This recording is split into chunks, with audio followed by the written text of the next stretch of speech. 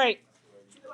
So page 17, problem number 1 up at the top of the page says an airport screens bags for forbidden items and an alarm is supposed to be triggered when a forbidden item is detected. Suppose that 5% of bags contain forbidden items. If a bag contains a forbidden item, there is a 98% chance that it triggers the alarm. If a bag doesn't contain a forbidden item, there's an 8% chance that it triggers the alarm. Given a randomly chosen bag triggers the alarm, what is the probability that it contains a forbidden item? And I'm asking you to draw a tree diagram to help you think through this. I'm going to give you 3 minutes for this problem. Get as far through it as you can, and then we will go over it together in 3 minutes.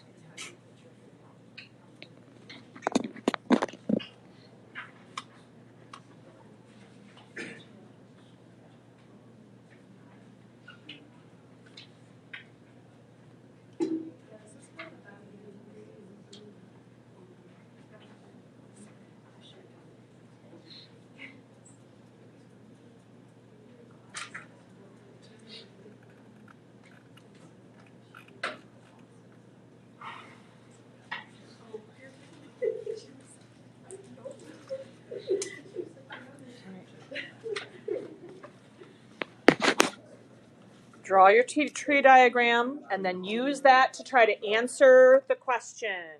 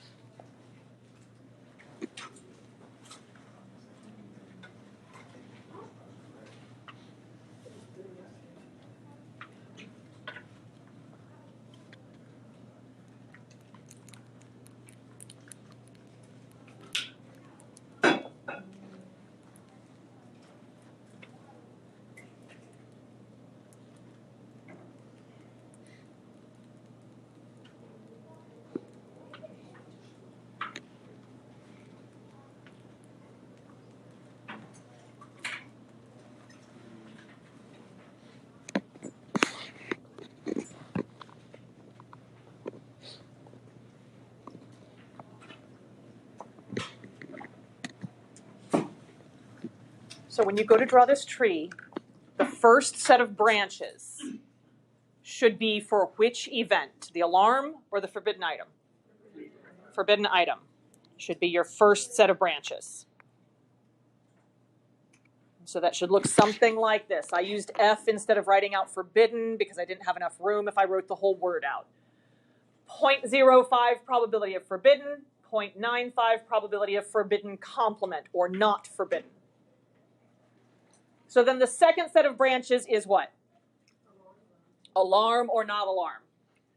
So if we are following this forbidden item path, so now I'm talking conditional probabilities because we've had an event occur, what's the probability that the alarm goes off? 98%. So a 0.98 probability of the alarm given that it contains a forbidden item. So what would go on the bottom of this branch? 0.02. 0.02 probability that the alarm does not go off, given that it contains a forbidden item. Yes? Do we have to change percents to decimal? No. Or is it just like... No, but watch out when you're multiplying, because you can't just take whole numbers from percents and multiply them together. You have to have them in decimal form to multiply them. Yes? Is it okay that I just wrote up forbidden item, no forbidden item, alarm? Yes, yes. Down on the bottom, forbidden complement or does not contain a forbidden item. What's the probability that the alarm goes off? 0.08 or 8%.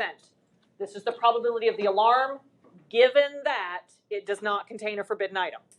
This is a conditional probability. So what goes down on the bottom? 0.92. That's the probability that the alarm does not go off, given that it does not contain a forbidden item. Once you have the tree drawn out, what do? Multiply. We multiply the original probability by the conditional probability. So I do 0.05 times 0.98. What is 0.05 times 0.98? 0.049. And what is that the probability of? 0.049 would be the probability that... Yes, forbidden item, and it triggers the alarm. So what's this next probability then? Like, what is it numerically and what does it represent? Forbidden and doesn't trigger the alarm. And what is that actual probability? 0.001. Contains a forbidden item and the alarm did not go off. Down here, what is my probability?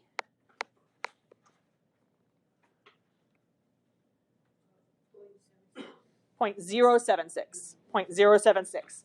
That's the probability that it does not contain a forbidden item and the alarm went off anyway.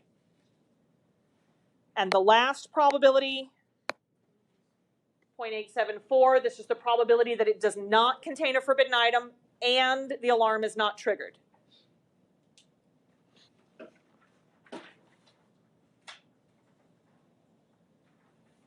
So these probabilities are out of the whole population. Out of the whole population, 87% of the time, the bag does not contain a forbidden item and the alarm does not go off.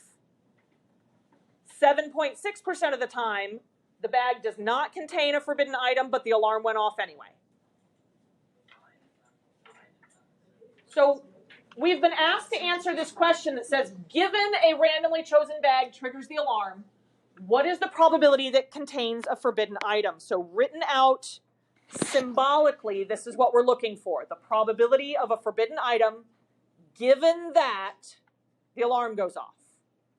We have a formula for this that is on your formula sheet. How do we calculate the probability of a given that? This is on your formula sheet.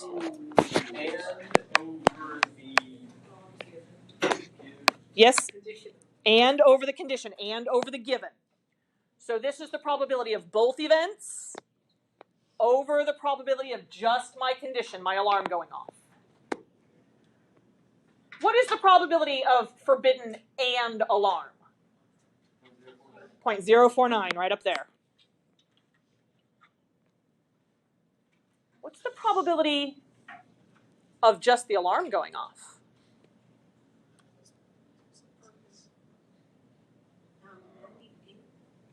No.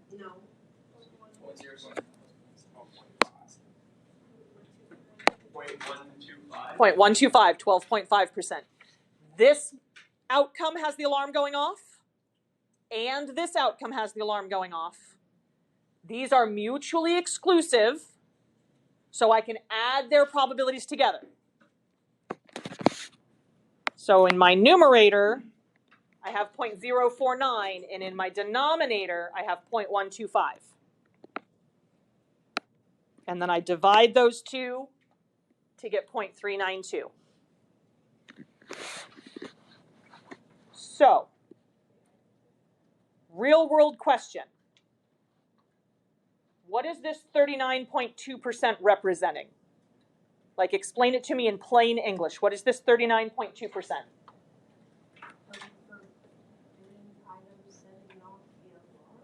Close. Colin. The percentage of the alarms going off that actually had a forbidden item. Yes. Yes. So this percentage right here, 39.2%, if the alarm went off, that's the percent of the time that they actually find a forbidden item in the bag. So the alarm goes off, they send you over to a table to search through your bag. Almost 40% of the time, they're coming up with something. The other almost 60%, or a little bit more than 60% of the time, they're not finding anything. It's a false alarm. So far, so good? All right, let's try another one very similar to this. I want you guys to try number 2. Again, I'm going to give you 3 minutes to draw the tree and try to calculate the probability. Draw the tree, calculate the probability. You guys have 3 minutes to do that, and then we will compare yours to mine. Yes? You said written symbol. Sorry. You said like written symbol. Like words. Or can I just do like the variable you give me? Substitute. You can do variables that you used. Okay. Yes. I wrote the whole thing out with words just to make sense of it, but typically I would not write out all the words. Okay. So because we're starting the beginning of our tree starts with the disease, then the person who tested positive, like the who tested positive and negative. Yes. So you would start with has disease or doesn't have disease. And then from there it would be positive, negative, positive, negative. Oh God, I just realized we're gonna do like these tree diagrams that have more than 2 steps, aren't we? So we've done some that have more than 2. Typically, tree diagrams get used for binary things because they get very unwieldy the larger they get. Yeah, they kind of grow exponentially. Yes, they do.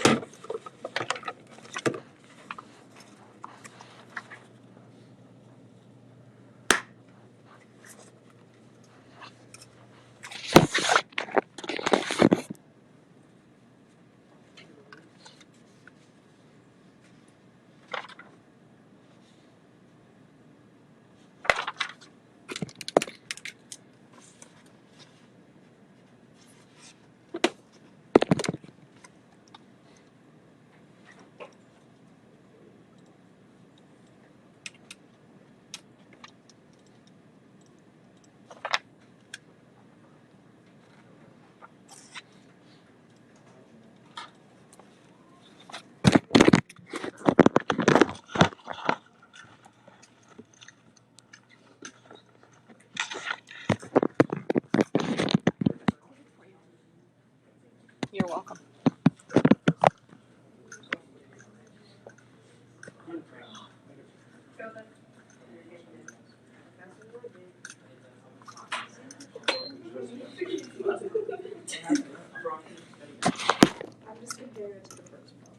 That's a good idea.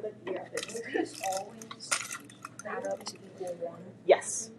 Or if you had to round some things, it should add up to like really, really close to 1. Because, you know, like sometimes you might get 2/3, like a 0.6 repeating kind of thing. So you gotta, yeah, like depending on like, if you've had to round your decimals, it's gonna add up to approximately 1. If you didn't have to round your decimals at all, it should add up to exactly 1. Okay. All right. What's the first set of branches? Disease or not disease. So 10% disease, 90% disease complement. Does it matter which one's on the top or bottom? It does not, as long as you have the correct percentages going with the correct probability. All right, so what's the second set of branches? Probability test positive. Test positive or not test positive. In this case, it'd be testing negative, or you can call it positive complement, that it doesn't matter. If they have the disease, so now we're talking conditional, if they have the disease, I'm following this path, what's the chance they're positive? 99%. So this is positive given that disease. So what's the probability they test negative if they got the disease? 1%, 0.01. That's the probability of negative given that they have the disease. If they don't have the disease, what's the chance they test positive? 5%. So that is positive given disease complement. And what's the chance they test negative? 95%. That is positive, negative given disease complement. What do I want to do along all of these branches? Multiply. So I end up getting 0.099, 0.001, 0.045, and 0.855 when I multiply those. What is this 0.099 the probability of?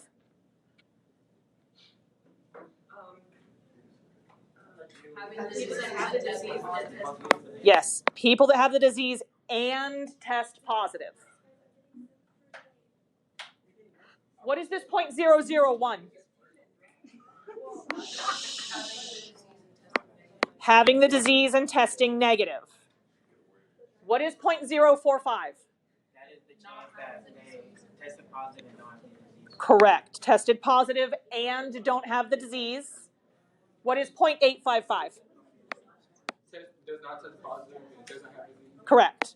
Does not test positive, so test negative, and does not have the disease. So I want to talk about these probabilities here real quick before we go any further in the problem. This right here, this 0.855, this is the probability that if I have the whole population in front of me, I cover up my eyes and I randomly point at a person, there's an 85.5% chance that they don't have the disease and they tested negative for the disease. This right here, 0.001, is the probability, again, that I close my eyes, I randomly point to a person in this population. This is the chance that they have the disease, but they tested negative. We want to find the probability that if a patient tested positive, what's the probability that they have the disease? So this is what I'm wanting. What's the probability of having the disease given that we know they had a positive test result? What's the formula for a given that?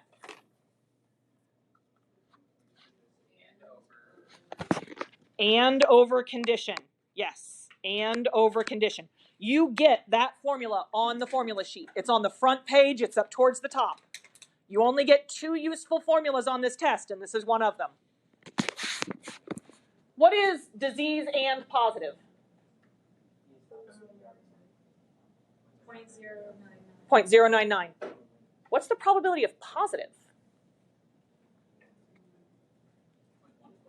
0.144. How did you get that? That's not one of these up here.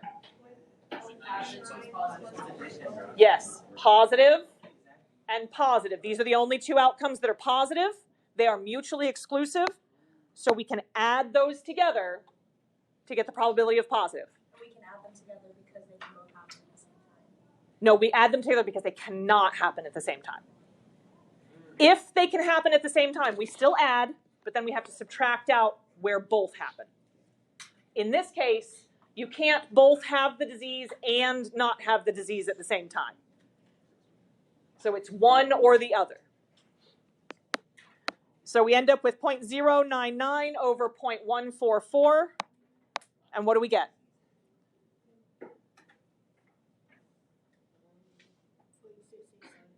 Yes, 0.6875. What is this the probability of? Give it back to me in plain English. How many people test positive that actually have the disease? Close. Close, close, close. Way around? How many people have the disease? Close. Out of how many people that test positive, around 60.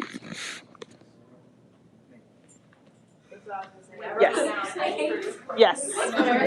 All right, so one of the differences that I heard in both your answer and your answer, you said the number of people. This is not a number. It's a percentage or a proportion. If you're saying the number of people, that would be a count. You're going to come up with a whole number count. So be careful of that. We're talking about a proportion or a percentage, not a number, not a count. Can I say probability? You can say probability. You could say this is the probability that if somebody tested positive, if you know they've got a positive test result, 68.75, almost 69% of those people actually have the disease. If they tested positive, we've got about a 30% probability that they actually don't have the disease even though they tested positive. So far, so good? Was this helpful with trees? Yes. Okay. I want you to pull out that yellow review packet that we've been filling in all year. We're going to go over some Chapter 5 stuff briefly.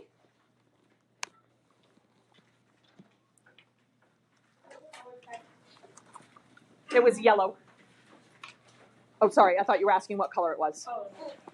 My apologies. All right. This one. Well, as far as this is the chapter that we tend to score lowest on the AP exam. This one and the next one together make 1 unit for the CED. So those two together. I don't know off the top of my head. All right. Chapter 5 stuff. This is all about probability. Law of averages. Law of averages is not true. But law of large numbers is. Law of large numbers says the more I do stuff over and over and over and over and over and over, the probability from those repeated trials approaches the true value.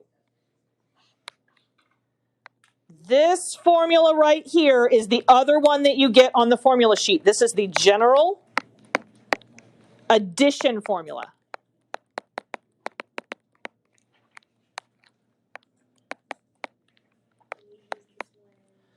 You use this one when either you want a union or when you have the union and you want the intersection.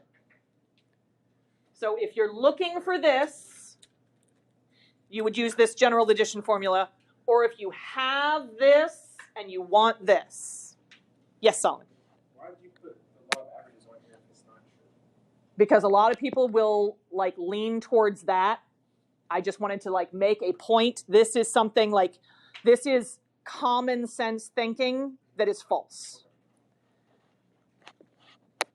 This symbol right here, what does that U mean? Or union. If I'm thinking about a Venn diagram, my union is all of this together. This is the union.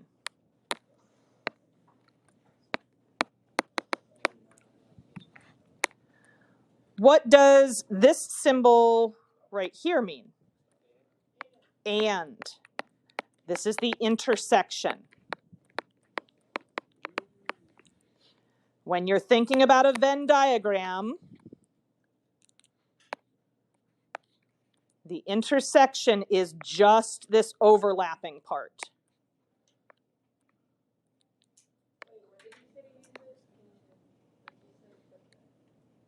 What'd you say? What did you say a second ago? Do you use this if you need what? If you want the union, you use the general addition formula, or sometimes you'll be given the union and you've been asked to find the overlap, the intersection. And the reason why you highlighted the entire thing as the union is because, to get the union, you would add both sides and then subtract the middle, right? Yes. If you have a Venn diagram where these 3 pieces are all filled in, this number over here will be what fits in this circle but not in the overlap. So if you have a Venn diagram, you can just add those 3 numbers together. You don't have to worry about subtracting the overlap because you can make sure you're only adding it once. Okay. But if you don't have a Venn diagram, if all they tell you is the probability of wearing a blue sweater is 40% and the probability that it rains is 70%, And the probability that, then I can't just add those two together because 70% and 40%, that adds up to more than 100%. There's some times that it's going to be raining and wearing a sweater. So that's when you have to subtract the overlap out. Yes. All right, this formula down here is the other formula that you are given on the test. This is our given that formula. This notation right here is read A given that B. In the numerator, we want the probability of both, the probability of the intersection, the and. Down on the bottom, we want just our condition, so just our given.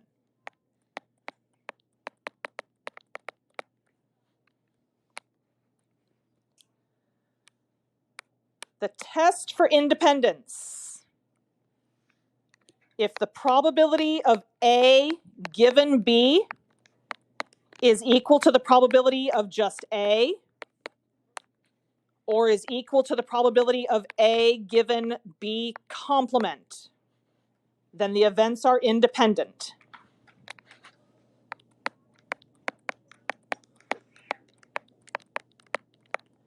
You do not have to have all three probabilities. If this probability is the same as this probability, the events are independent.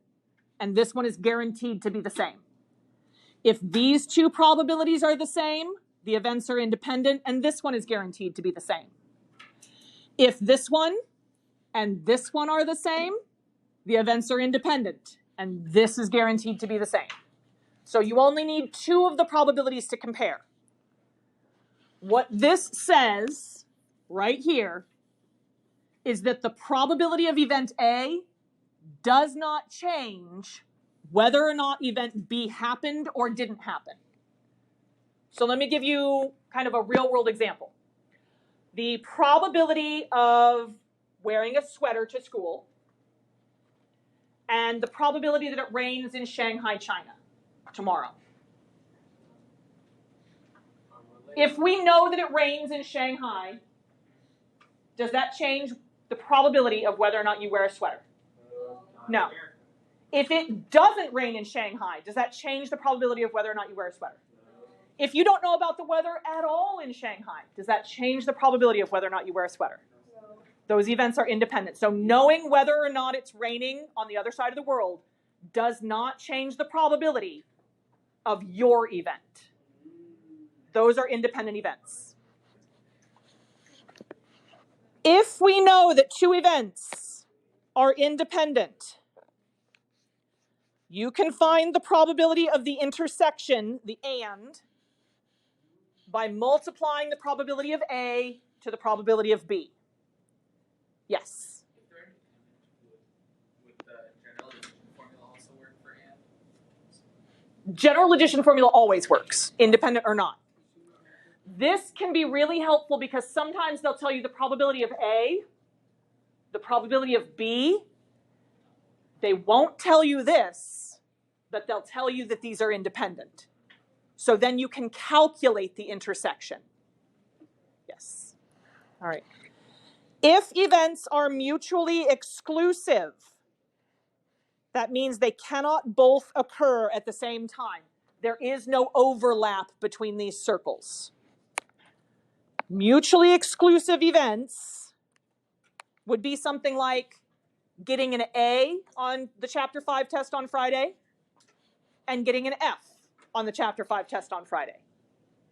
You cannot have both happen at the same time. If you get an A, you can't get an F. If you get an F, you can't get an A. There is no room for overlap between these two. Those are mutually exclusive events. Venn diagrams start with the middle if possible. Interpretations, I don't want to spend a lot of time on interpretations, but this is when we did the many, many thing.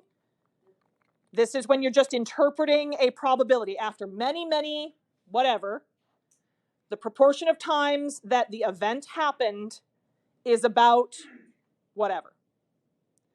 So after many, many coin flips, the proportion of times that heads will occur is about 0.5. Conditional probability, this is a given that. Given context B, there is a probability of A given B, probability of context A. So given that the car is pulled over, there's a 48% probability of the car being red.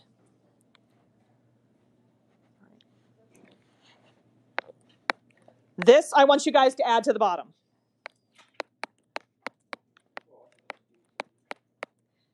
The probability that something happens at least one time is 1 minus the probability that it did not happen. Which is our C, right? Depending on what you're looking at, yes. So the probability that something happens at least once over the course of, say, 5 months, there's lots of ways that that could happen. It could happen the first month and none others. It could not happen the first month, but happen the second month and then none others. It could not happen the first, second, but happens on the third. So there's lots of ways it can happen that we get at least one. Or maybe it happens the first 2 months, but not the third, fourth, or fifth. Or it doesn't happen the first and second month, but it does happen the third, fourth, and fifth. There's lots of ways to calculate this. Lots of different scenarios that we would have to think of. There's only one way for this to happen, which is why this is a faster calculation. You do 1 minus the probability that it never happened. Anything left over would be it happens once or more, which is my at least one. All right. Is there anything else that you guys thought was super important from this chapter that you want to make sure to get written down? No? What's an example of that last one? An example of that last one. Okay, so the probability of heads is 1/2, right? The probability that we get 3 heads would be 1/2 to the 3rd power. The probability of at least 1 heads in 3 flips would be 1 minus the probability of 3 tails. In this case, that would be none heads.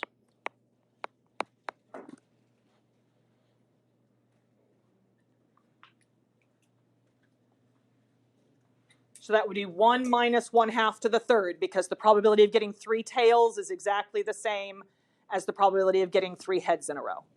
Yes. Yes, you may. Yes. For the proper notation, all we just gotta do is put the P in there. P parentheses event. Yes. Apples and. Yeah, you can write it out in English, or you can use the notation. You need to be familiar with which one is and which one is or, because I might give you a question that uses that notation. But if you're writing out proper notation for me, I don't care whether you use the symbol or whether you write out the word. Yep.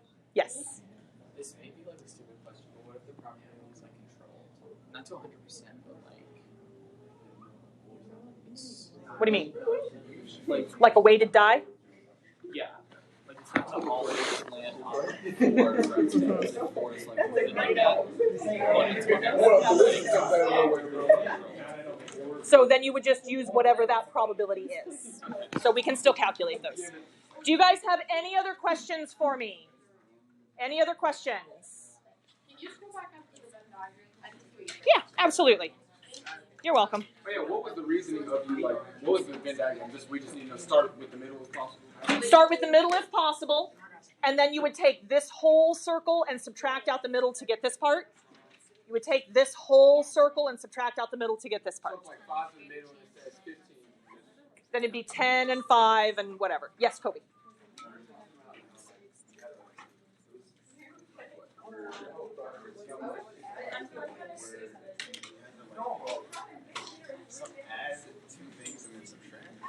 Yes.